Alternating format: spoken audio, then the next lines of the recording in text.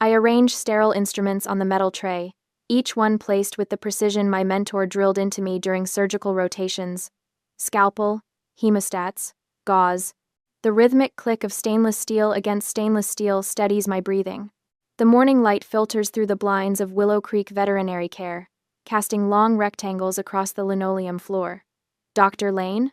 My assistant's voice carries from the hallway. Charlie's vitals are stable. Mrs. Gable called to confirm she'll be here at 10. Thanks, Marlene. I finish prepping the surgical tray. Charlie, a caramel-colored chihuahua with soulful eyes, will be my second neuter of the day. A simple procedure. 15 minutes, maybe 20. I glance at my watch. Still enough time to check on him before his owner arrives.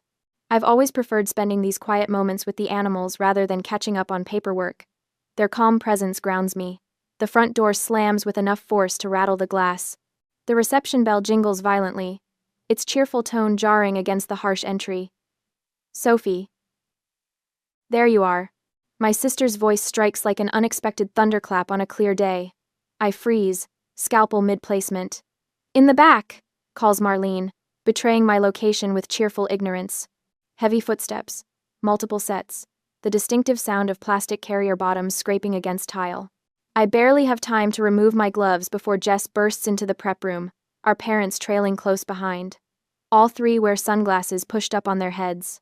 Dad struggles with 2 pet carriers, while Mom clutches leashes tangled around her wrists. 3 dogs strain against their restraints, yapping frantically. Thank God you're here, Jess exclaims, as if she stumbled upon me by miraculous coincidence rather than marching into my workplace unannounced. We need your help. What's going on? The question falls from my lips automatically, while my brain scrambles to process the scene before me. Dad drops the carriers unceremoniously on my freshly sanitized floor. 2 pairs of feline eyes, one amber, one blue glare resentfully through the plastic grates. We're heading out, Mom announces, untangling herself from the leash mess. Right now. Jess nods enthusiastically. Road trip. 3 weeks. Cross country. The doctor says Mom needs to distress, so we're doing it. Grand Canyon. Yellowstone. The works. My mouth opens, then closes. Opens again. And the animals? That's why we're here. Jess beams at me as if I've just caught on to some wonderful surprise. You're a vet. You have the space. You need to watch them.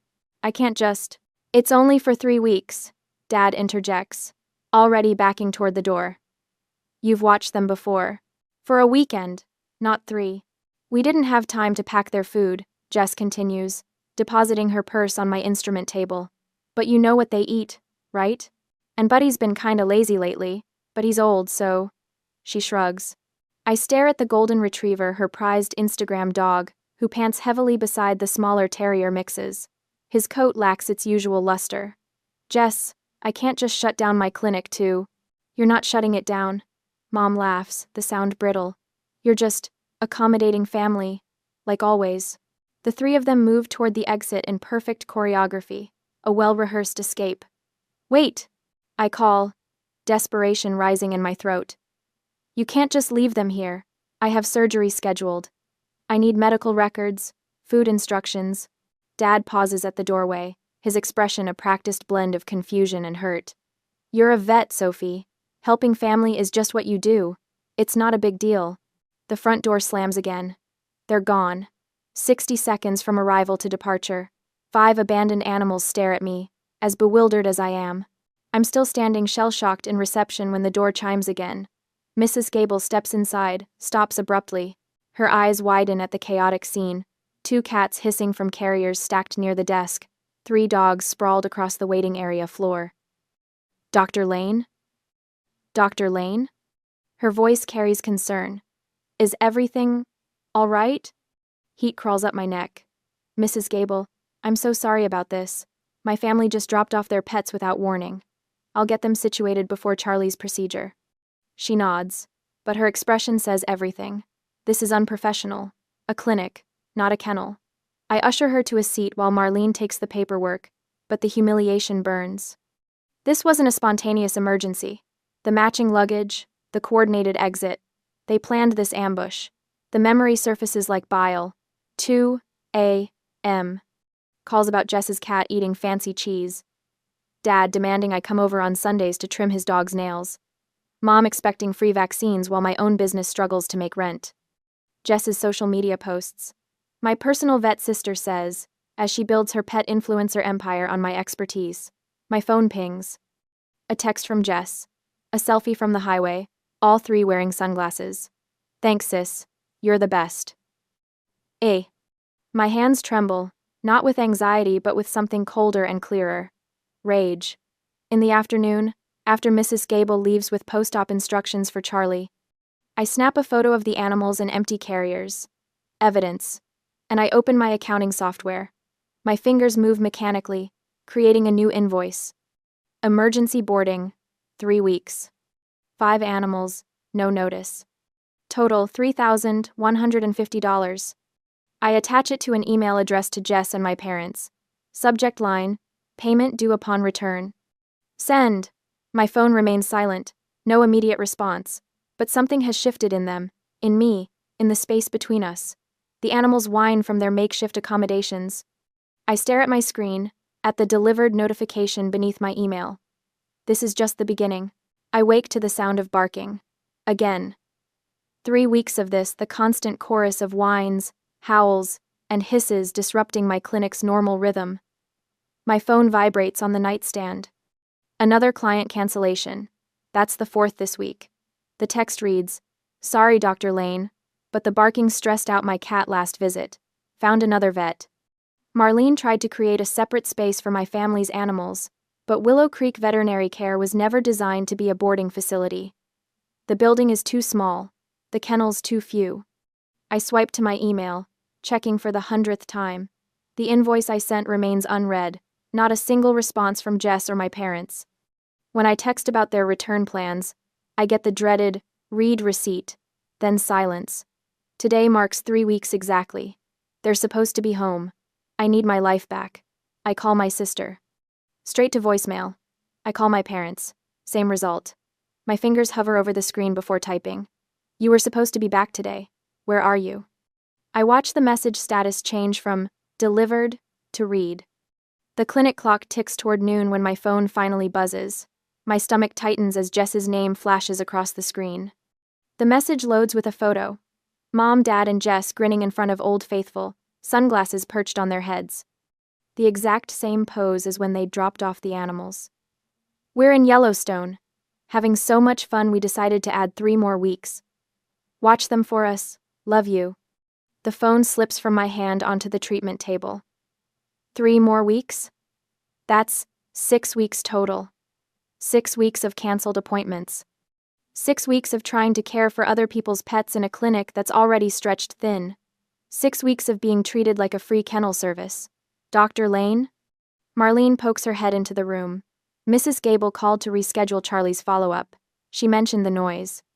I nod, unable to speak past the knot in my throat. That's $4,000 in canceled appointments this month. $4,000 my small practice can't afford to lose. Marlene looked at me with concern and sympathy. She looked as if she was about to say something, but then held back. Later that evening, after Marlene leaves, I sit alone in my office. The building has fallen quiet except for the occasional whimper from the makeshift kennel area. I pull up my accounting software. The screen glares back at me, columns of red numbers where there should be black. My fingers trace down the list of outstanding bills, medical supplies, vaccines, equipment leases. Then I toggle to my personal account, rent due, car payment overdue, student loans in forbearance for the 3rd time. On my desk sits a framed photo from vet school graduation, Dad with his arm around me, Mom beaming, Jess flashing a peace sign. The day I became doctor. Sophie Lane. The day I thought I'd earned their respect. The memory surfaces of Dad handing me his dog's leash at Thanksgiving. Just a quick nail trim, Sophie. You're a vet. What's the big deal? Mom chiming in. Your sister needs you. That's what family does. Family. The word sits hollow in my chest. I pull up my text history. 5 years of messages from Jess. SOS. Mittens ate way too much pate. Throwing up. Call me. Need you to watch the dogs this weekend. Emergency. Can you meet me at the clinic Sunday? Just need quick shots for the new kitten. Not once has she paid a bill. Not once has she scheduled a proper appointment. Not once has she treated me like a professional instead of a convenient resource. I check Instagram. Jess has already posted from Yellowstone, a carousel of vacation photos, ending with one of her in a hotel bed. The caption, "Taking this much-needed break while my personal vet sister at Sophie Lena Vet Care watches my fur babies. Blessed. Family. Pet influencer." 16,000 likes. My stomach churns as realization dawns clear and cold. This isn't helping family, this is exploitation. And I am a professional. The next morning, Dr. Miller, another local vet who occasionally covers for me, stops by to borrow some supplies. He pauses at the sight of the animals crowded into the space. "Sophie, this isn't right. They're taking advantage of you." I rub my temples, exhaustion weighing down my shoulders. What choice do I have? They're family. Family doesn't treat family like unpaid help. He hesitates, then adds, "My cousin works in animal law. You should at least know your rights." The seed plants itself firmly in my mind. Rights, laws, boundaries. That night, I make the call I've been dreading. My mother answers on the fourth ring. "Sophie, we're having the most wonderful time. Your father found this charming little—" "You have to come get them," I interrupt, my voice steadier than I feel. "This is 3 weeks. I'm running a business." The line goes quiet for a moment. Then she laughs, the sound like glass breaking. "Oh, don't be so dramatic, Sophie. They're fine. You're a vet. What's the big deal? Your sister needs this break." "My clinic is not a kennel. I've lost clients. I can't—" "We'll talk about this when we get back," she cuts in. "I need to go. Your father's waiting for dinner." The line goes dead. I stand in the silent clinic, phone still pressed to my ear, listening to nothing. The animals stir in their kennels at the sound of my breathing.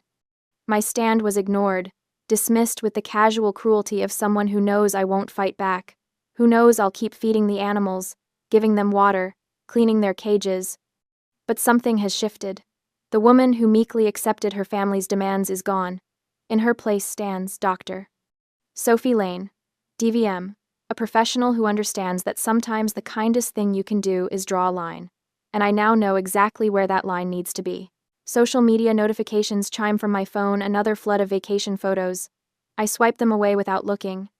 4 weeks into this nightmare, and my family's digital postcards have transformed from irritating to infuriating. The latest Instagram post shows them posing near Old Faithful, my sister's blonde hair whipping in the Wyoming wind, perfect white teeth gleaming. They smile while I drown. "Dr. Lane?" Marlene appears in my office doorway, concern etched across her face. "Mr. Peterson called to reschedule his terrier's dental cleaning. 3rd cancellation today." I nod, scribbling a note on my already chaotic calendar. The cramped kennel setup has transformed my waiting room into what looks like an unlicensed boarding facility. The bark howl symphony starts precisely at 7 each morning, continuing until I shut down at 6. Clients notice. My appointment book thins by the day. "Any word from your sister?" Marlene asks carefully. "Nothing new." I close my laptop, rubbing my temples. Just more vacation photos. Their silence is calculated. They know I won't abandon the animals. They're calling my bluff, waiting for me to cave, to accept this imposition with the same resigned smile I've worn my entire life. I check my watch, almost closing time. I gather the evening medication trays, preparing for final rounds.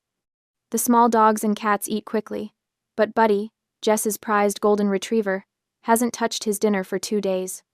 His water dish remains full. "Come on, boy," I coax, kneeling beside him. His amber eyes look dull, unfocused. When I stroke his flank, his fur feels different, slightly matted, despite Marlene's daily brushing. Jess always joked about Buddy being lazy, showing videos of him sleeping through her attempts to create viral content. "Such a boring dog." She'd laugh, but his face is Instagram gold. Now, as I examine him more carefully, professional alarm bells ring. His gums look pale, his breathing seems slightly labored. I check his chart, 10 years old, well into senior territory for his breed. No medical history on file because Jess never bothered to provide one. "We'll keep an eye on you tonight," I tell him, making a note to recheck before I lock up. After closing, I spend an extra hour deep cleaning kennels, hoping physical labor might burn off some anger. I'm wiping down the reception counter when a thud followed by whining erupts from the back. I run to the kennel room and find Buddy collapsed on his side, panting heavily, eyes wide with panic. No, no, no. I drop to my knees beside him. Clinical training engaging instantly. Temperature elevated, pulse rapid and weak, abdomen tender. He whimpers when I press gently along his sides. I grab my phone, fingers trembling as I punch in Dr. Wallace's number. She runs the specialty veterinary hospital across town. Susan? It's Sophie Lane. I need emergency ultrasound access. Possible kidney failure in a 10-year-old golden. 20 minutes later, I'm following Susan's headlights through the empty streets, Buddy whimpering softly in my back seat wrapped in a clinic blanket. His large body trembles against me each time I reach back to reassure him. The emergency hospital blazes with harsh fluorescent light. Susan meets me at the door, helping transfer Buddy to a waiting gurney. Her team springs into action, IV line, blood draw, temperature check. The familiar medical choreography that normally calms me fails to quiet the rage building in my chest. How long has he been showing symptoms? Susan asks, drawing blood from Buddy's foreleg. I don't know. His owner dropped him with me a month ago, said he was just lazy. The words taste bitter. Susan's expression shifts from professional concern to something harder. Family? My sister. She nods once, understanding everything in those two words. 3 hours of tests confirm what I feared. Advanced kidney disease, severely dehydrated, creatinine levels dangerously elevated. Not something that developed overnight. This has been building for months, possibly a year. All those times Jess joked about him being lazy. He wasn't lazy. He was sick.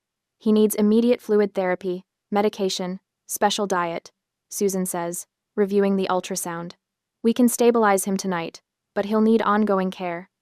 I nod mechanically as she outlines the treatment plan. When she hands me the estimate, the numbers swim before my eyes. $3,800. I can put down a deposit from my savings, I hear myself say. Start treatment right away. Back in my car at 2 a.m., exhaustion crashes over me. I dial Jess's number, unsurprised when it goes straight to voicemail. Jess, it's Sophie. My voice sounds strange, tight, controlled, unfamiliar. Buddy collapsed. He's at the emergency hospital with kidney failure. I just paid $3,800 to save his life. You need to call me back. This is not a joke. You ignored this. I follow with a text containing the same information, attaching a photo of the invoice. The message shows as delivered, then read, almost immediately, then nothing. No typing bubble, no callback, just silence. I wait 15 minutes in the parking lot, staring at my phone. Nothing comes. She saw the message read the words kidney failure and $3,800 and chose silence. By morning, I've received no response from anyone in my family. I call Dr. Miller, who covers my appointments without hesitation. Take the day, Sophie, he says. This is a critical patient emergency. When I return to the specialty hospital, Susan walks me through Buddy's condition. He looks marginally better, the IV fluids helping already. You did the right thing, Susan says, reviewing his chart. This dog has been neglected. You need to document everything. The word neglected strikes like a physical blow. This isn't just an inconvenience anymore. This isn't just family taking advantage. This is criminal neglect of an animal. I drive home in a fog, shower mechanically, and collapse into bed. When I wake 3 hours later, my phone shows no missed calls from family. Just a new Instagram post. Jess at a roadside diner, caption reading, Best pancakes in Wyoming, blessed, road trip. Something shifts inside me, my anger cooling into something harder, more crystalline. I open my laptop and search, Oregon pet abandonment laws. The results load instantly. ORS 87.159. Animal abandonment, possessory lien. I read the statute 3 times, making notes. The law requires a 14-day notice period after formal abandonment notification. After that, legal ownership transfers. I start gathering documentation. Screenshots of the original 3-week texts, the 3-week extension message, the emergency hospital invoice, the read receipts on my desperate messages about Buddy. I spend the afternoon creating a detailed timeline, printing everything. When finished, I have a 1-inch stack of papers documenting 6 weeks of planned, calculated abandonment, culminating in willful ignorance of a medical emergency. My phone rings. A number I don't recognize. Dr. Lane speaking. This is Martin Reynolds, attorney at law. Dr. Miller suggested you might need some guidance on an animal abandonment case. I exhale slowly. Yes, I do. The next morning, I stand at the post office counter, holding a thick envelope addressed to my parents' home. Inside, the formal abandonment notice, outlining the medical emergency, the ignored communications, and the 14-day deadline before ownership legally transfers. All notarized, all documented, all irrefutable. Immediately after sending the letter, she took photos of the letter itself, the $3,800 invoice, and the post office receipt. She sent all of these pictures to Jess and her parents via email and text message. But, just like every other time, no one responded. The 14-day waiting period stretches before me like a tightrope. 14 days of caring for animals that aren't mine. 14 days of administering Buddy's expensive kidney medication. 14 days of documenting every single expense in meticulous detail. 14 days of silence. My fingers hover over my phone, the urge to call them crawling up my arm like a persistent itch. I set the device down and return to my paperwork instead. The certified letter I sent has been marked delivered. Someone, a neighbor, the mail carrier had signed for it at my parents' house 3 days ago. The clock is ticking. The morning sun filters through the blinds of the clinic, casting the same rectangles across the linoleum that were there the day they ambushed me. 52 days ago. I check Buddy's chart, noting his improved blood work values. The kidney medication is working, despite how late we caught the disease. How's our golden boy doing today? Marlene asks, leaning against the doorframe of my office. Her gray hair is pulled into its usual practical bun, her scrubs dotted with cartoon dogs wearing stethoscopes. Better. His creatinine levels are stabilizing. I close the folder. Did Mrs. Peterson call about her appointment? Rescheduled for next Tuesday. Marlene lingers, her eyes fixed on the calendar where I've marked day 10 of the waiting period in red pen. Have you heard anything from them? The question knots my stomach. No. Are you going to call them? Before the deadline? The question has plagued me for days. Would a final warning be the right thing to do? The professional thing? The question tastes bitter, like the medicine I've been forcing down Buddy's throat twice a day. I don't know. I admit. Part of me thinks I should. Marlene's expression hardens. Did the letter state the consequences, Dr. Lane? Yes. The certified letter had been painfully clear. My attorney had made sure of that. Then you've done your part. Marlene straightens, smoothing her scrubs. They are adults. This is their choice. The simplicity of her statement loosens something in my chest. They are adults. This is their choice. Their choice to dump 5 animals on me without warning. Their choice to extend their vacation without permission. Their choice to ignore Buddy's medical emergency. Their choice to ignore a legal notice. You're right. Marlene nods once, satisfied, and returns to the reception area. I feed the animals lunch, refill water bowls, administer medications. Each action is documented in my logbook with the same precision I use for surgical records. Time, date, expense, observation. I've become a clinical observer of their abandonment. The 2 cats, Percy and Merlin, have adapted the best. They lounge in the kennels I've expanded with climbing perches, watching me with that particular feline indifference that suggests I exist solely to serve them. The terrier mixes, pepper and salt, still bark frantically whenever the door opens, expecting Jess or my parents. Buddy no longer does. He watches the door with liquid brown eyes but has stopped struggling to his feet at every sound. His resignation feels like betrayal on their behalf. 4 more days pass. I'm in my apartment above the clinic when my phone chimes with a text from Jess. My heart leaps, then plummets when I see it's not about the animals. It's another vacation photo my sister in a sun hat, standing before the Grand Tetons captioned, "Best day ever, blessed." A.D. I throw the phone onto my couch. Their silence is their counterattack. They believe I'm bluffing. They know I'm a caretaker at heart. They're still enjoying their power, assuming I'll break first, that I'll just absorb the $3,800 medical bill, like I've absorbed everything else. In Jess's mind, I would never actually do anything. I love these animals too much. I'll take care of them, just like always. Day 14 arrives with the same morning light. The same rectangles across the floor. I perform surgeries. I see clients. I care for the animals. Buddy's medication costs $174 per week. I document it. At 4:30 p.m., I look at the clock. 30 minutes until the legal deadline. Dr. Miller comes in at 4:45, coffee mug in hand. He sets a cup on my desk without comment. The gesture speaks volumes. Any word? He asks. I shake my head. What will you do if no one shows up? Follow the law. My voice sounds calmer than I expected. I've already contacted Portland Animal Rescue Alliance. Kate knows the situation. Dr. Miller nods, understanding the significance.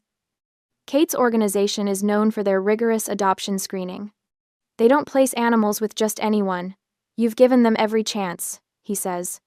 I know. The minute hand ticks forward.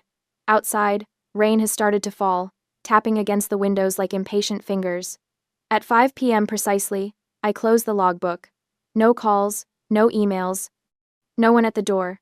The legal deadline has arrived. They officially, legally, do not want their animals. My hand doesn't shake when I pick up the phone. The number is already programmed into my contacts. Kate? It's Sophie Lane. My voice echoes in the quiet office. I have 5 legal surrenders for you. The paperwork is all here. Through the line, Kate's voice is professional, empathetic. I'll be there first thing tomorrow, Sophie. I hang up and sit in the silence of my office. The only sounds are Pepper's occasional whine and the rain against the windows. Their overconfidence, their absolute certainty in my fatal flaw has become their legal undoing. Their failure to respond is the entire case. Do you want me to stay? Doctor. Miller asks from the doorway. No. I look up at him. Thank you. I'm fine. And strangely, I am. The anger that's been burning in my chest for weeks has crystallized into something harder, clearer. I'm no longer waiting for their response, their permission, their acknowledgement. For the first time since they walked into my clinic 7 weeks ago, I'm not reacting to them. I'm acting on my own. I check on the animals one final time before locking up. Tomorrow, they'll start new lives with people who actually want them. People who won't treat them as accessories, as afterthoughts, as burdens to be dumped when inconvenient. Buddy looks up at me, thumping his tail weakly against the blanket I've placed in his kennel. I scratch behind his ears. You'll be okay, I tell him. And this time, I know it's true. The rain has stopped by the time I leave. Water glistens on the parking lot asphalt, reflecting the neon sign of my clinic. Willow Creek Veterinary Care glows steadily in the growing darkness, marking the boundary between my professional space and the world outside. I've defended that boundary at last. Whatever comes tomorrow, I've done what needed to be done. Not out of anger, not out of revenge, out of respect. For myself, for these animals, for the law. I drive home in silence, the windows open to the damp spring air, feeling strangely light. The weight of waiting has finally lifted. I watch Kate from Portland Animal Rescue Alliance kneel beside Buddy, her practiced hands moving gently across his thinning coat. The morning sunlight catches in his amber eyes as he leans into her touch. 6 weeks have passed since my family ambushed me. 6 weeks of chaos in my clinic. His medication schedule is in the folder. I explain, handing over the thick manila envelope. The kidney disease is advanced. He'll need the phosphate binders with every meal. Kate flips through the documentation, the certified mail receipt, the text messages, the $3,800 emergency vet bill, her expression hardening with each page. Sophie, she whispers, looking up at me. They never responded to any of this? I shake my head. Not a word. She closes the folder with a decisive snap. You saved this dog's life. We'll find them all perfect homes, especially Buddy. I know a retired couple who specialize in senior pets with medical needs. Will they stay together? The dogs, I mean. We'll try, but honestly, separating them might be better for Buddy. He needs specialized care. I kneel beside the golden retriever, running my fingers through his fur one last time. My throat tightens. For years, I've treated him for free while Jess posted his photos for likes and online sales. I'm sorry, old friend, I murmur. Kate touches my shoulder. Don't apologize. You're doing the right thing. This isn't abandonment. It's a rescue. I nod, signing the surrender papers with a steady hand. The weight lifts from my shoulders with each signature. By the time Kate loads the carriers into her van, I feel lighter than I have in years. The following week passes in blessed quiet. My clinic returns to normal operation. I sleep through the night without checking kennels or administering midnight medications. Mrs. Gable comments on how rested I look when she brings Charlie for his follow-up. Then the bell above the door jingles. I look up from my charts to see Jess burst into the waiting room, our parents trailing behind her. All three wear matching tans and tourist t-shirts from Yellowstone. "Sophie!" Jess calls, her voice bright with entitlement. "We're back. Where are my babies?" The same question she texted before disappearing for 7 weeks. Before ignoring Buddy's medical crisis. Before leaving me with the bill. My mother glances around the empty reception area, frowning. "Are they in the back? They must be so excited we're home." I set down my pen and stand, wiping my hands carefully on a towel. The calm that fills me is unlike anything I've ever experienced. Not numbness, but clarity. I study their expectant faces, seeing for the first time how they've always viewed me, not as a person, but as a service. "They're not here," I say. Jess's smile falters. "What do you mean, not here? Are they at your apartment?" "No." My father steps forward, his brow furrowing. "Sophie, stop being difficult. Where are the animals?" I walk to my desk and remove a single envelope from the top drawer. My hand doesn't tremble as I hold it out to Jess. "What's this?" She snatches it, tearing it open. I watch her face transform as she pulls out the contents, the 3-week extension text, the $3,800, emergency vet bill, the certified mail receipt, and the business card for Portland Animal Rescue Alliance. "What did you do?" Her voice rises to a shriek. My mother grabs the papers, eyes widening as she scans them. "You gave away our pets? How could you do this to your family?" My father's face darkens to a dangerous red. "This is unforgivable, Sophie. You had no right." "I had every legal right," I interrupt, my voice steady and professional. "I sent a certified letter and an email explaining the situation after Buddy's medical emergency. You were given 14 days to respond, per Oregon state law. You chose not to. At that point, legal ownership was forfeited." "But we were on vacation," Jess wails. "A vacation you extended to 7 weeks without my consent, while dumping 5 animals in my clinic without food, supplies, or medical records." "We'll go get them right now," my father declares, turning toward the door. "Good luck with that," I say. "The cats are still at the rescue. The dogs were adopted yesterday." Jess freezes. "What?"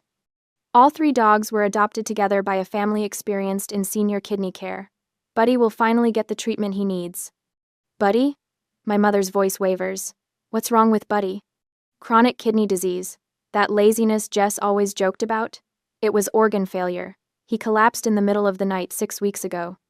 I paid $3,800 to save his life while Jess was posting vacation selfies." Jess's face crumples, tears welling in her eyes. "You should have called." "I did. You read my text and ignored it. I didn't think it was that serious." "Because you never think, Jess. You never have to. Sophie will handle it. Sophie will fix it. Sophie will pay for it." My voice remains calm despite the fire in my chest. "Not anymore. I am no longer the 24/7 on-call vet for people who don't care if their own pets live or die. My clinic is not a free kennel.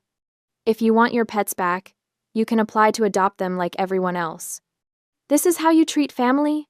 My father gestures wildly. "After everything we've done for you?" I meet his gaze. "Everything you've done? Dad, I've provided thousands of dollars in free veterinary care while struggling to make rent. You've taken and taken until there was nothing left, then demanded more." The 3 of them stand frozen, mouths agape. I've never spoken to them this way, not as their daughter, their sister, their Sophie, but as Dr. Lane. A professional with boundaries. Get out of my clinic. I turn back to my paperwork. I have paying clients to attend to. My mother recovers first, drawing herself up with wounded dignity. "Come on. We're going to that rescue center right now. They'll understand when we explain what she did." The door slams behind them. The reception bell jingles with finality. I sink into my chair, exhaling slowly. The clinic feels different now, cleaner, lighter, mine. For the first time in my adult life, I don't feel the crushing weight of guilt. I don't feel the need to apologize for enforcing a boundary. I feel free. The next morning, I unlock the clinic doors with a lightness I haven't felt in years. The familiar scent of antiseptic greets me, but something has changed. The kennels stand empty in the back room. No barking, no whining, no constant reminder of my family's exploitation. I pause at the reception desk, running my finger across the polished surface. Marlene glances up from her computer. "Morning, Dr. Lane." Mrs. Gable called to confirm Charlie's follow-up at 10. Perfect. I hang my coat and check the appointment schedule, a full day of patients who actually want to be here, whose owners respect my time and expertise. When Mrs. Gable arrives with Charlie tucked under her arm, she pauses in the doorway, her head tilting slightly. "It seems so peaceful in here today, Dr. Lane." I smile, feeling the truth of her words settle into my bones. It is, Mrs. Gable. It really is. After examining Charlie's incision perfect, I run through his vitals one last time to make sure he's completely stable before handing him back to Mrs. Gable. I have 10 minutes before the next appointment. I make a cup of tea and actually get to drink it while it's still hot. A small miracle. 2 weeks pass in this blessed calm. Then Marlene buzzes from the front desk. "Dr. Lane? Your sister's here." My stomach tightens, but I take a deep breath. Send her back. Jess appears in the doorway of my office, looking smaller somehow. Her makeup is minimal, her designer clothes replaced by jeans and a plain sweater. The Instagram influencer polish has faded. "Hi," she says, her voice lacking its usual demanding edge. I gesture to the chair opposite my desk. "How did it go at the rescue?" She sits, her shoulders curving forward. "They told me the dogs are gone. All 3, adopted together." Her voice catches. "They said a family with experience in kidney disease wanted them. That Buddy needed specialized care." I nod. Kate called me. "They're good people, retired veterinary technician and her husband. They've dealt with kidney disease in their previous dogs." "I didn't know," Jess whispers, staring at her hands. "About Buddy. I mean, I knew he was slowing down, but I thought..." She stops, swallows hard. "I thought he was just getting old." "He was sick for a long time, Jess." A tear slides down her cheek. "The rescue let me adopt the cats. I had to take a pet ownership course first. 4 weeks of classes." She places an envelope on my desk. "This is for the adoption fees. I paid them." I stare at the envelope, remembering countless invoices ignored, texts unread, calls sent to voicemail. This small act of responsibility feels momentous. I'm enrolled in another course too. About pet health. She looks up finally. The instructor said Buddy's symptoms were textbook kidney failure. I nod, keeping my expression neutral. "They're nice, right? The people who took him?" Her voice trembles. "Do they let him sleep on the bed?" "They're wonderful," I say, softening slightly. "They sent me a picture. He has his own heating blanket. The warmth helps with the joint pain." Jess nods, tears spilling over. I never understood. Love has to come with responsibility. "Yes," I say quietly, "just like family has to come with respect." She wipes her eyes, nods again. Then she stands, straightens her shoulders. "I should go. The cats need feeding on a schedule now." After she leaves, I finish my patient notes, clean the exam room, and check on our overnight boarders, all paying clients with signed contracts. At closing time, I turn off the lights and lock the door, pausing to look up at the neon sign that reads, Willow Creek Veterinary Care. My phone buzzes in my pocket. A text from my mother. "Your sister is very upset. I think you were too hard on them." I look at the message for a long moment. Then I switch my phone off and slide it back into my pocket. The November air carries a hint of frost as I walk to my car. For the first time in years, I'm heading home to a quiet apartment where no one will call at midnight about a dog who ate chocolate, or expect free vaccines, or demand my expertise without acknowledgement. I drive away from the clinic, leaving the weight of guilt and obligation behind, finally at peace.